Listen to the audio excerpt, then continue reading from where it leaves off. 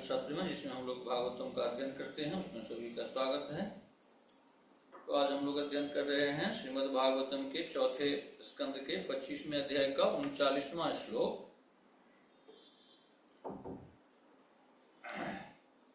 जिसके अनुवाद में कहा गया है।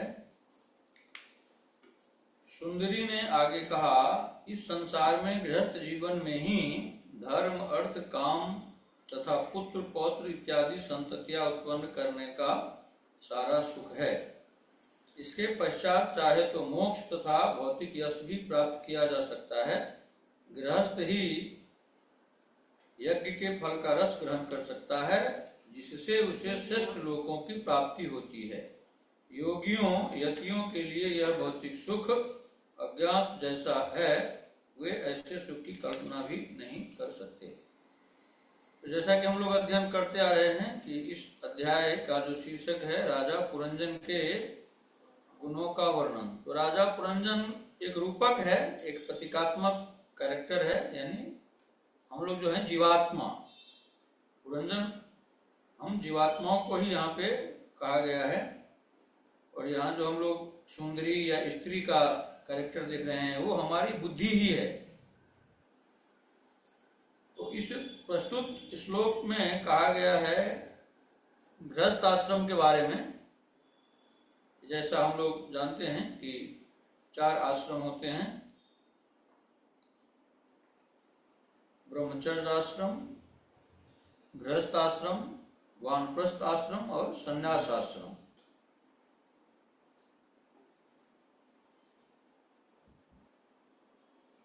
आगे प्रभुपाद जी बता रहे हैं तात्पर्य में, प्रवृत्ति मार्ग का अर्थ है इंद्रिय सुख भोगना और निवृत्ति मार्ग का अर्थ है आध्यात्मिक प्रगति। यानी प्रवृत्ति मार्ग का अर्थ है कि जैसा कि प्रभुपाद जी और बता रहे हैं कि गृहस्थ आश्रम में भी एक होता है गृहस्थ और एक होता है गृहमेधी। गृहस्थ वो है जो अपने सारे कार्यों को, कर्मों को करते हुए, जैसा कि हम लोग अनेक सत्रों में यह सुना है, शास्त्रों पुराणों में भी इसका वर्णन है कि गृहस्थ आश्रम जो है भगवत प्राप्ति के लिए खास करके इस कलयुग में बहुत बढ़िया है। इसकी उदाहरण दी जाती है गृहस्थ आश्रम जो है वो किले की लड़ाई है। जैसे युद्ध होता है तो एक किले की लड़ाई होती है यानी किला के अंदर, और एक मैदान की लड़ाई होती है।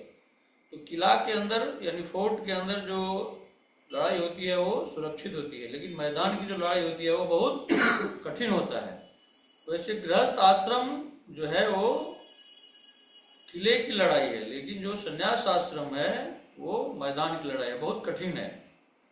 क्योंकि गृहस्थ आश्रम में हम अपनी काम वासना की पूर्ति करके भी, संतानों की उत्पत्ति करके भी, गृहस्थ आश्रम का जो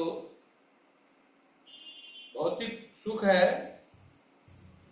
उसको भगवान के चरणों में अर्पित समर्पित करके, यानी जो भी हम कर्म करते हैं गृहस्थ आश्रम में, चाहे वो नौकरी हो, व्यवसाय हो, किसानी हो, खेती हो, रसोई हो, उसी को भगवान की सेवा पूजा समझ करके भगवान के चरणों में अर्पित समर्पित करते हैं। और हर क्षण हर पल अगर हम भगवान के नाम, रूप, गुण, लीला, धाम का चिंतन सिमरन करते हुए हरे कृष्ण महामंत्र का जप करते हैं, कीर्तन करते हैं, सत्संग करते हैं, तो गृहस्थ आश्रम में भी भगवत प्राप्ति जो है आसानी से हो जाती है। लेकिन जो ब्रह्मचर्य आश्रम है, संन्यास आश्रम है, उसमें बहुत सावधानियां और अपने इंद्रियों पर बहुत नियंत्रण रखना पड़ता है, बहुत कठिन होता है। उसे इसके लिए उसको मैदान की लड़ाई कही जाती है, बहुत कठिन है, बहुत दुर्गम है वो। लेकिन गृहस्थ आश्रम में हम विषय सुख को यानी पारिवारिक सुख को भोगते हुए भी भगवान का भजन करके, भगवान की सेवा करके भगवत धाम वापस लौट सकते हैं। प्रभुपाद जी और तात्पर्य बड़ा है तो थोड़ा और आगे जाके बताते हैं प्रभुपाद जी।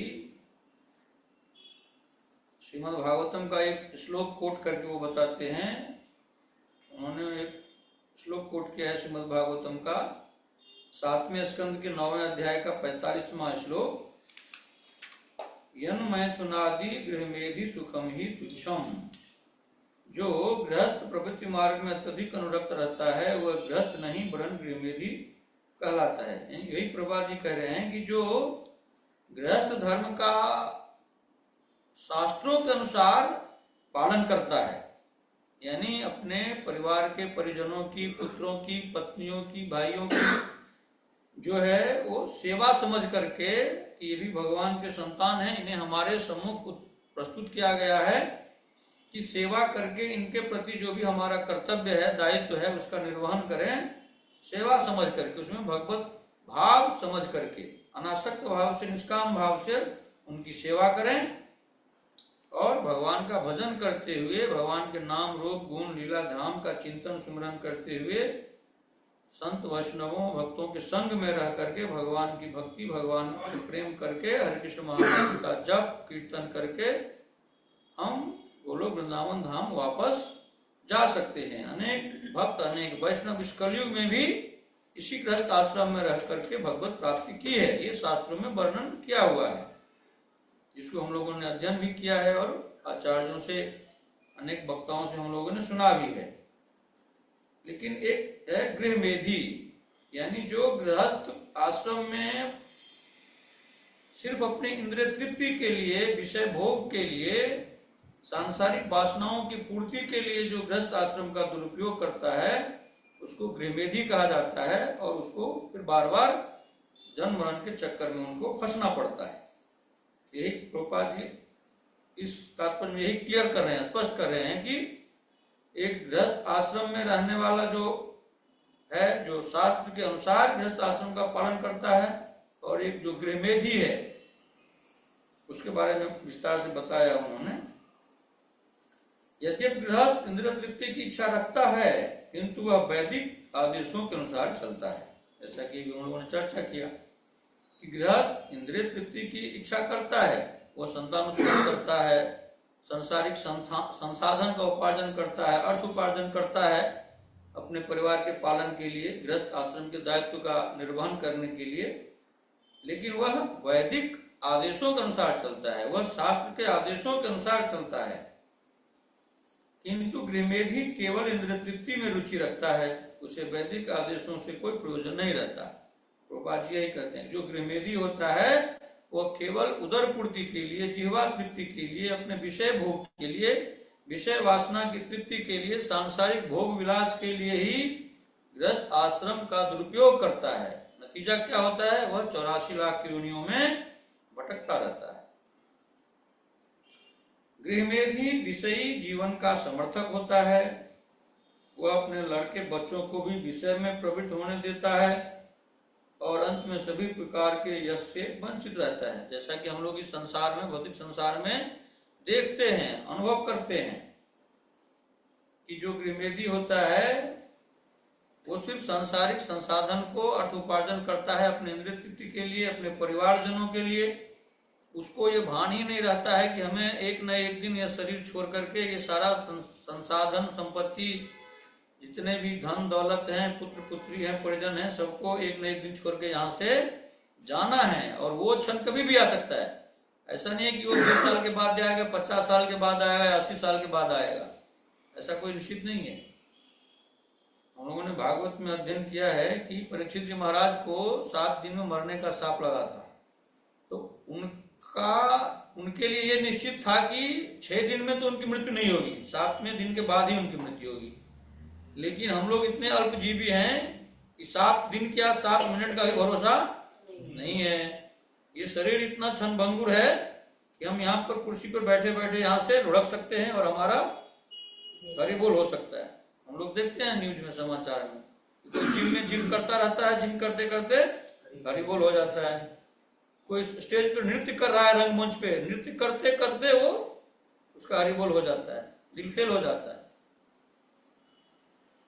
कितने समाचार में देखेंगे, बारात में वो एकदम मस्त रहता है, नाचते रहता है ना, डीजे पे, डीजे की धुन पे एकदम थिरकता रहता है और नाचते नाचते हरिबोल हो जाता है।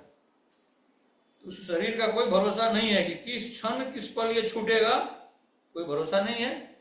लेकिन जो गृहमेधी होता है वो इस तरह संसार में रचा पचा रमा रहता है, इस तरह वो सांसारिक संसाधनों को इकट्ठा करता रहता है जैसे उसको 400-500 साल जीना है।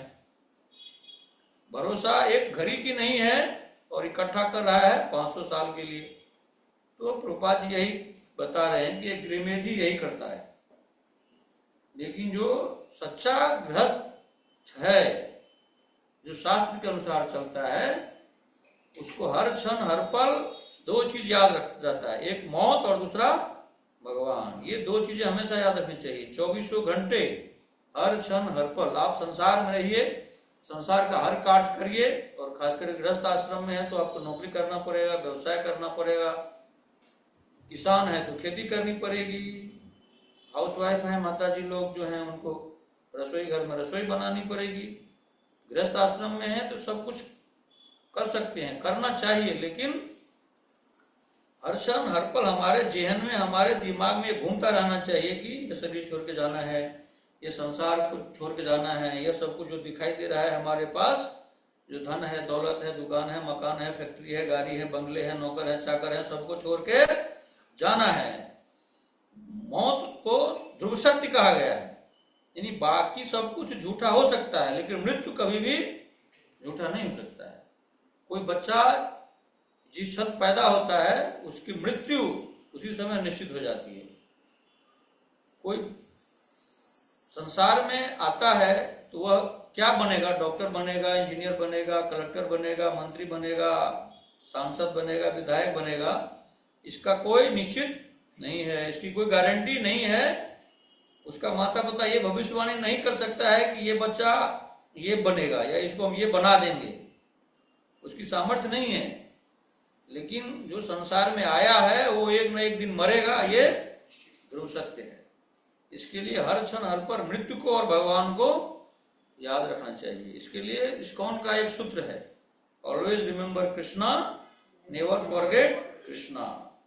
मौत और भगवान को हर क्षण हर पल याद करते रहना चाहिए। आप किचन में हैं, आप नौकरी में हैं, आप व्यवसाय में हैं, आप सांसारिक कर्म करिए अनासक्त भाव से, निष्काम भाव से, भगवान की सेवा समझ करके। क्योंकि हम भगवान के दास हैं। हमारा स्वरूप क्या है? जीवेर स्वरूप होए कृष्ण नित्य दास। तो हम अगर दास हैं तो हम किसके लिए काम करेंगे? अपने स्वामी के लिए। हमारा स्वामी कौन है? भगवान श्री कृष्ण। तो अगर हम नौकरी करते हैं, व्यवसाय करते हैं या जो भी शास्त्रोचित कर्म करते हैं वो किसके लिए करते हैं? फिर भगवान के लिए। जैसे हम संसार में देखते हैं कोई फैक्ट्री में, दुकान में काम करता है तो किसके लिए काम करता है? उस दुकान का, फैक्ट्री का जो मुनाफा होता है या घाटा होता है वो किसका होता है? नौकर के मालिक का होता है, न कि उसके नौकर का, सेवक का। तो वैसे ही हम लोग जो कुछ भी करते हैं वो भगवान की सेवा समझ करके करते हैं, उनकी पूजा समझ करके करते हैं। तो ऐसा करके हम संसारिक कर्म करके कि हम भगवान के लिए काम कर रहे हैं, भगवान की सेवा कर रहे हैं। हम नौकरी कर रहे हैं, व्यवसाय कर रहे हैं, भगवान की सेवा है। और हर क्षण हर पल भगवान के नाम, रूप, गुण, लीला, धाम, उनके संत, उनके परिकर, उनके पार्षद, उनका चिंतन करते रहना चाहिए हमेशा जेहन में। तो ये प्रभुपाद जी क्लियर कर रहे हैं कि ये गृहमेधी क्या होता है और एक गृहस्थ क्या होता है। एक शुद्ध सच्चा गृहस्थ होता है जो भगवान का चिंतन, सुमरन, ध्यान करते हुए अपने गृहस्थ धर्म का पालन करता है। और एक गृहमेधी वो होता है जो सांसारिक विषय भोग के लिए, सांसारिक भोग विलास के लिए जीता है, सिर्फ इंद्रिय तृप्ति के लिए जीता है, इस शरीर को सजाने के लिए, इस शरीर को सिर्फ पोषने के लिए, इसको मोटा करने के लिए जीता है, वो गृहमेधी होता है। आगे प्रभुपाद जी बता रहे हैं, गृहस्थ इस जीवन में तो विषयी जीवन बिताता ही है और अगले जीवन में भी वैसा ही करता है, किंतु गृहमेधी को यह पता नहीं रहता है कि अगला जीवन क्या है, क्योंकि वह इसी जीवन में विषय सुख भोगने में ही लगा रहता है।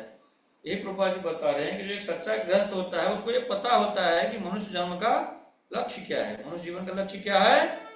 भगवत प्राप्ति, भगवान श्री कृष्ण की प्रेम की प्राप्ति। यह मानव तन भगवत प्राप्ति के लिए मिला है, क्योंकि ये बाकी 84 लाख योनियों में से एक मनुष्य शरीर ही है जो हमें भगवत प्राप्ति करा सकता है। बाकी के 83,99,999 योनियों में भगवत प्राप्ति संभव नहीं है। केवल एक मानव शरीर है जिसमें भगवत प्राप्ति संभव है। गोलोक वृंदावन धाम की वापसी संभव है। यही प्रभुपाद जी बता रहे हैं कि एक सच्चे गृहस्थ को यह पता होता है कि यह मानव जन्म हमें क्यों मिला है, मानव शरीर का परम उद्देश्य क्या है, एक सच्चे गृहस्थ को पता होता है। लेकिन जो गृहमेधी होता है वो केवल विषय सुख भोगने के लिए अपने बच्चे, पत्नी, परिवारजन में लिप्त रह करके अपने मानव जीवन को वो व्यर्थ गवा देता है। कुल मिलाकर यह कहा जा सकता है कि जो काम विषय के प्रति अत्यधिक उन्मुख रहता है वह दिव्य आध्यात्मिक जीवन की परवाह नहीं करता। हम लोग देख रहे हैं इस सड़क पे हजारों लोग जा रहे हैं, इस गोरेगांव में लाखों लोग रहते हैं, लेकिन इस सत्संग में कितने जन आते हैं, कितने जन उपस्थित हैं? इसका यही कारण है कि लोग सांसारिक विषय सुख में, सांसारिक भोग विलास में, इंद्रिय तृप्ति में इतने रचे पचे हैं, इतने रमे हैं कि उनको ये आभास ही नहीं है, उनको ये ज्ञान ही नहीं है कि इस मानव शरीर का, मानव तन का प्रमुख उद्देश्य क्या है। भगवान ने हमें यह मानव शरीर, मानव तन क्यों दिया है, इसका लोगों को ज्ञान ही नहीं है। पशु पक्षियों की तरह अपना जीवन व्यर्थ गंवा करके इस मनुष्य शरीर को भी त्याग करके वापस फिर जन्म मरण के बंधन में फिर फंस जाते हैं। वह आध्यात्मिक जीवन की परवाह नहीं करता। यानी उनको आध्यात्मिक जीवन क्या है कि हमें भगवान से प्रेम करना चाहिए, भगवान की भक्ति करनी चाहिए, गुरु के शरणागत होनी चाहिए, भगवान के सामने हमें आत्मसमर्पण करने चाहिए। और भगवान इतने दयालु हैं, इतने कृपालु हैं, अहेतुक की कृपा करते हैं भगवान। अहेतुक कृपा मतलब बिना कोई कारण के। तुलसीदास जी रामचरितमानस में कहते हैं कि सन्मुख हो ही जीव मोहि जब ही जन्म कोटि अघ नासहि तबहि। ये जो जीवात्मा है वो मेरी संतान है, मेरा अंश है, लेकिन वह संसार में जाकर के भटक गया है। वो विषय सुख में, इंद्रिय सुख में इतना लिप्त हो गया है कि वो हमें भूल गया है। लेकिन फिर भी मैं उसके अंतःकरण में हृदय बैठा हुआ ऐसा बाह पसारे इंतजार कर रहा हूं कि वो जीवात्मा कभी हमारे सन्मुख होगा। और तुलसीदास जी लिखते हैं रामायण में कि भगवान ये वचन देते हैं कि जिस क्षण जिस पल वो जीवात्मा जो मेरा संतान है मेरे सन्मुख होगा, मेरे पलट करके मेरी तरफ देखेगा, मेरी शरण में आएगा, उसी क्षण मैं क्या करूंगा, उसके जन्म कोटि, कोटि मतलब करोड़, अघ मतलब पाप, यानी करोड़ों जन्म के पाप को मैं उसी क्षण भस्म कर देता हूं, नष्ट कर देता हूं। कब? जिस क्षण वो हमारे शरणागत हो जाता है, जिस क्षण वो हमारे सन्मुख हो जाता है। कितने कृपालु हैं, दयालु हैं भगवान। इस कलयुग में तो विशेषतः लोग आध्यात्मिक उन्नति की परवाह नहीं करते।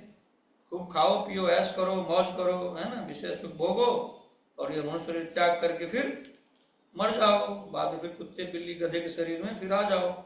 ये 84 लाख योनियों में अभी तक यही तो होता आ रहा है ना? अनेक बार हम लोगों को मनुष्य शरीर भी मिला, लेकिन हमें वो सत्संग नहीं मिला, हमने गुरु की शरणागति नहीं की, संतों वैष्णवों का संग नहीं किया। इसके लिए हमें ये आत्मबोध नहीं हुआ, आत्मज्ञान नहीं हुआ कि यह मानव शरीर मिला क्यों, मानव शरीर का परम लक्ष्य क्या है। ये प्रभुपाद जी बता रहे हैं। थोड़ा सा हम लोग पीछे चलते हैं, इसी अध्याय के 36वें श्लोक के तात्पर्य को थोड़ा दोहराते हैं, जो मुझे अच्छा लगा था तो उसको और दोहराएंगे। इसी अध्याय के 36वें श्लोक के पटपट में क्या लिखा हुआ है, हम लोगों ने पीछे अध्ययन किया है, फिर से दोहराते हैं उसको।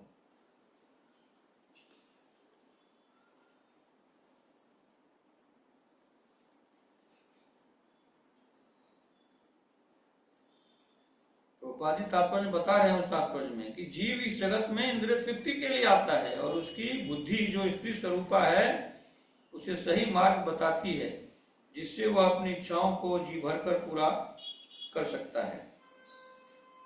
किंतु वास्तव में बुद्धि तो परमात्मा अर्थात पूर्ण पुरुषोत्तम भगवान से प्राप्त होती है, जो इस भौतिक जगत में आए प्रत्येक जीव को सारी सुविधाएं प्रदान करती है।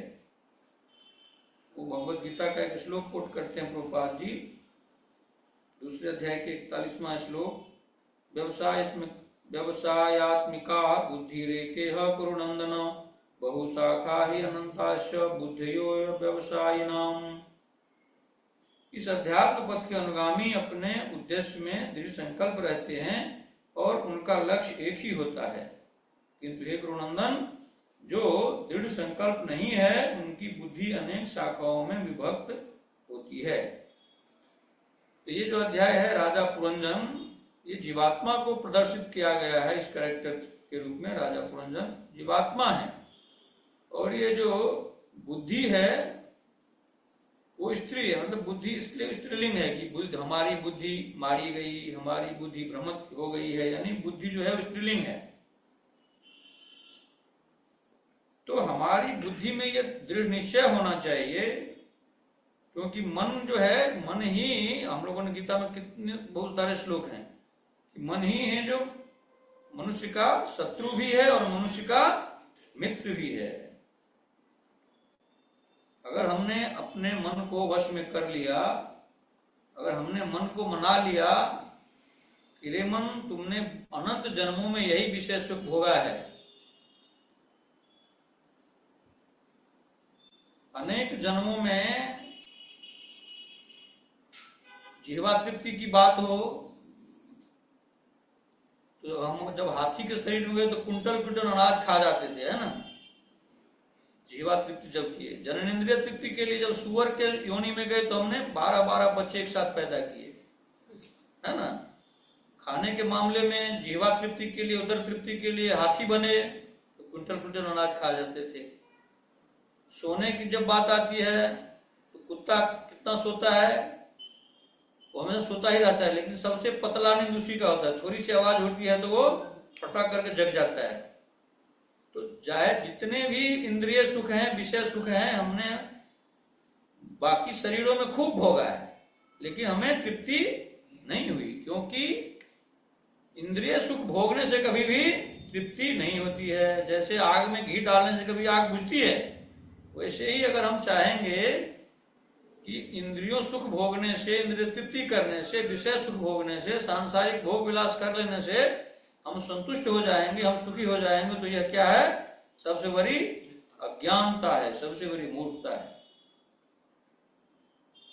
जैसे रेगिस्तान में ऊंट ज्यादातर रेगिस्तान में ही घूमता रहता है, भ्रमण करता है। वो खाता क्या है?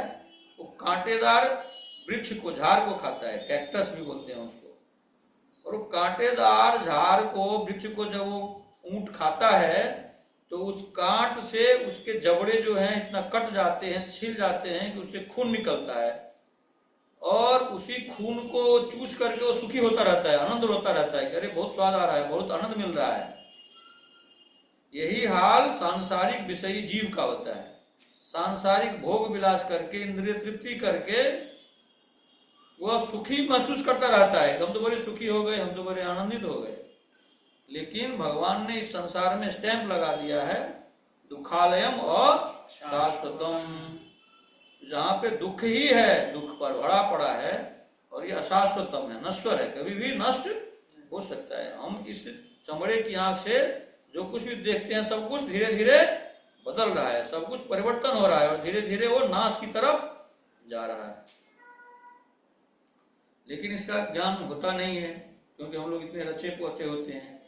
लेकिन जब हम गुरु के शरणागत होते हैं, संतों वैष्णवों का संग करते हैं, शास्त्रों का अध्ययन करते हैं या श्रवण करते हैं, तब जाके हमारा जो मन है ये दृढ़ संकल्प कर लेता है। तब मन जो है वो मित्र बन जाता है, तब मित्र बन जाता है जब यह वो दृढ़ संकल्प कर लेता है, और यह बात हमारी बुद्धि में स्थिर हो जाती है कि यह मानव शरीर केवल और केवल भगवत प्राप्ति के लिए मिलता है। मानव शरीर का परम चरम लक्ष्य है भगवत प्राप्ति, भगवत प्रेम की प्राप्ति। मानव जीवन का परम उद्देश्य है 84 लाख योनियों से मुक्त होकर के गोलोक वृंदावन धाम वापस चले जाना, ये परम लक्ष्य है। ये जब मन मान लेता है कि यह मानव शरीर का उद्देश्य क्या है, जब बुद्धि में स्थिर हो जाती है, जब दृढ़ संकल्प हो जाता है, जब हमारा भगवान नाम में, हरे कृष्ण महामंत्र के जप में, कीर्तन में, सत्संग में जब रस मिलने लगता है, आनंद मिलने लगता है, और जितनी मात्रा में हमारा मन, चित्त, अंतःकरण शुद्ध होने लगता है, गंदगियां निकलने लगती है, निर्मल होता जाता है मन हमारा, चित्त, वैसे वैसे भगवान नाम करने में, भगवत जाप करने में, कथा सुनने में हमें रस मिलने लगता है, रुचि उत्पन्न हो जाती है, आनंद मिलने लगता है, और धीरे धीरे वैसी संकल्प, वैसे दृढ़ संकल्प हमारे मन में, चित्त में हो जाता है। और फिर हम लोग चेक कर सकते हैं, जैसे थर्मामीटर से हम लोग बुखार चेक करते हैं, वैसे चेक कर सकते हैं कि हमारा जो सांसारिक आकर्षण है, सांसारिक विषयों के प्रति जो हमारा पहले राग था, आसक्ति थी, वो धीरे धीरे कम हो रहा है कि नहीं हो रहा है। सांसारिक आकर्षण अभी भी हमें अपनी ओर खींचती है, सांसारिक चकाचौंध, आकर्षण, चमक दमक अभी भी हमें अपनी तरफ खींच रही है कि सांसारिक चमक दमक से, चकाचौंध से अब मन धीरे धीरे हट रहा है कि नहीं हट रहा है, ये परीक्षण का विषय है। जैसे थर्मामीटर से हम बुखार चेक करते हैं, वैसे ही हमें ये आत्म परीक्षण, आत्म निरीक्षण करते रहना चाहिए। अगर सांसारिक भोग से, विलास से, इंद्रिय तृप्ति से, सांसारिक आकर्षण से आपका मन नहीं हट रहा है, या धीरे धीरे आकर्षण कम नहीं हो रहा है, एकाएक तो कम नहीं हो जाएगा, लेकिन धीरे धीरे कम हो रहा है कि नहीं हो रहा है, ये जांचने का विषय है। कि पहले जितना हम सांसारिक विषय में, वासना में, सांसारिक प्रजल्प में जितना हमारा मन लगता था, एक दूसरे की निंदा करने में हमें रस मिलता था, दूसरे की निंदा सुनने में, दूसरे की दोष चर्चा सुनने में जितना रस मिलता था, वो कम हुआ है कि नहीं हुआ है। अगर किसी कोई निंदा कर रहा है तो भी हमको वहां से हटने का मन करता है कि नहीं करता है। अगर हम सिर्फ अभी अपने में दोष देखते हैं कि नहीं, कि मेरे में सारे दुर्गुण हैं, सारे दुर्गुण, सारे दोष मुझ में ही भरे पड़े हैं, बाकी तो सब भगवान के अंश हैं, उनके दास हैं। अगर उनमें दोष हैं भी, दुर्गुण हैं भी, तो ये समझना चाहिए कि उनके प्रारब्ध के हिसाब से भगवान उससे करवा रहे हैं, वो प्रारब्ध दोष हो रहा है, उसमें दोष नहीं देखना चाहिए। तो दूसरे का दोष दर्शन नहीं करना चाहिए, दोष चिंतन नहीं करना चाहिए। अगर दोष देखना है तो कहाँ देखना चाहिए, अपने में देखना चाहिए, दुर्गुण अपने में देखना चाहिए। दूसरे को तो भगवत भाव करना चाहिए, भगवत दर्शन करना चाहिए कि ये तो भगवान के संतान है, भगवान इसके अंदर बैठे हैं, कुछ दुर्गुण हैं भी, दोष हैं, तो वो तो भगवान को देखना है, वो देखना हमारा काम नहीं है। भगवान तो उसमें रह करके उसका प्रारब्ध भोगा रहे हैं उससे। तो जब ये दृढ़ संकल्प होगा मन में, चित्त में भगवत प्राप्ति की, जब धीरे धीरे भगवत प्रेम जगेगा, अर्थात तो ब्रह्म जिज्ञासा, जब ये दृढ़ संकल्प बनेगा कि अब तो हमें इसी जन्म को आखिरी करना है, इस जन्म मन के बंधन से छूट करके अब हमें इसी जन्म में गोलोक वृंदावन धाम वापस जाना है, जब यह दृढ़ संकल्प होगा तो क्या होगा, प्रभुपाद जी आगे बता रहे हैं तात्पर्य में कि जब भक्त आत्म साक्षात्कार की ओर अग्रसर होता है तो उसका एकमात्र लक्ष्य भगवान की सेवा करना रहता है। वह किसी अन्य भौतिक या आध्यात्मिक कर्म की परवाह नहीं करता। राजा पुरंजन एक सामान्य जीव का प्रतीक है, जैसा हम लोगों ने चर्चा किया है कि राजा पुरंजन जो है वो प्रतीकात्मक कैरेक्टर है, वो हम लोग हैं, जीवात्मा है राजा पुरंजन, और स्त्री उस जीव की बुद्धि है। दोनों के मिलने से जीव अपनी इंद्रियों का भोग करता है और बुद्धि उसके भोग की सारी सामग्री जुटाता है, जैसा कि हम लोग संसार में देख रहे हैं, जो एक विषय जीवात्मा करता है संसारी। जैसे ही जीव को मनुष्य देह मिलती है, वह परिवार की परंपरा, राष्ट्रीयता, रीति रिवाजों आदि से बंध जाता है, वे सब कुछ भगवान की माया द्वारा दिलाया जाता है। इस प्रकार जीव देहात्म बोध में अपनी बुद्धि का उपयोग अपने इंद्रियों की यथासंभव तुष्टि के लिए करता है। यानी जीव जब तक देहात्म बुद्धि में रहता है, देहात्म बोध रहता है कि मैं शरीर हूँ, जब तक जीव यह मानता रहता है कि मैं शरीर हूँ और यह शरीर मेरा है, तब तक वह जन्म मन के चक्कर में फंसा रहता है। लेकिन जिस दिन यह आत्मज्ञान हो जाता है, आत्मबोध हो जाता है कि मैं शरीर नहीं हूँ, मैं कौन हूँ, भगवान का संतान, भगवान का दास, आत्मा हूँ, मैं तो शरीर में रहता हूँ, शरीर मेरा निवास स्थान है, मैं शरीर नहीं हूँ और शरीर मेरा नहीं है। शरीर किसका है, भगवान का है। भगवान ने हमें ये घर दिया है, इसके अंदर में रहने के लिए हमें एक न एक दिन इस घर को छोड़ के जाना है। ये भाड़े का घर है, भगवान ने हमें भाड़े में दिया हुआ है ये घर। जैसे हम संसार में देखते हैं ना, भाड़े घर छोड़ के कभी भी जाना पड़ता है, किसी भी क्षण किसी भी पल। वैसे नियम है कि 1 महीने का नोटिस देना पड़ता है, लेकिन भगवान कोई नोटिस नहीं देते हैं, किसी भी क्षण किसी भी पल इस शरीर को ले लेते हैं। तो इस घर का हमें उपयोग करना है और शरीर को अपना नहीं मानना है, ये भगवान का है, भगवान की संपत्ति है ये शरीर। हम तो उनके संतान हैं, अनादिकाल से वो हमारे साथ अंदर में, वो भी साथ में रहते हैं और मैं भी रहता हूँ शरीर के अंदर, हृदय में। इतने कृपालु हैं, इतने दयालु हैं। जब ये बोध हो जाएगा, देहाभिमान नष्ट हो जाएगी, देहात्म बुद्धि नष्ट हो जाएगी कि मैं शरीर नहीं हूँ, मैं तो शुद्ध बुद्ध नित्य मुक्त आत्मा हूँ, भगवान का संतान हूँ, और यह शरीर मेरा नहीं है। शरीर तो एक पहनावा है, आवरण है, वस्त्र है। जैसे पुराने वस्त्र हो जाते हैं, फट जाते हैं, तो हम इस शरीर को त्याग देते हैं। वैसे ही बुद्धि रहनी चाहिए कि ये शरीर कपड़ा है, हमारा आवरण है, शरीर आत्मा का आवरण है। तो शरीर में मोह नहीं करनी चाहिए, क्योंकि शरीर मेरा नहीं है, शरीर भगवान का है। मेरा सिर्फ भगवान है और मैं सिर्फ और सिर्फ भगवान का ही हूँ और किसी का नहीं हूँ। पुत्र का, पत्नी का, भाई का, पिता का, या ये शरीर उनका है। इस शरीर से जितनी सेवा बन पड़े खूब सेवा कीजिए, जितनी क्षमता है आप में, जितनी योग्यता है, भरपूर सेवा कीजिए। अपने पिता की, माता की, पुत्र की, पत्नी की, भाई की, परिजन की खूब सेवा कीजिए, तो आपका प्रारब्ध नष्ट हो जाएगा। अगर नहीं करेंगे तो फिर आना पड़ेगा उनकी सेवा करने के लिए।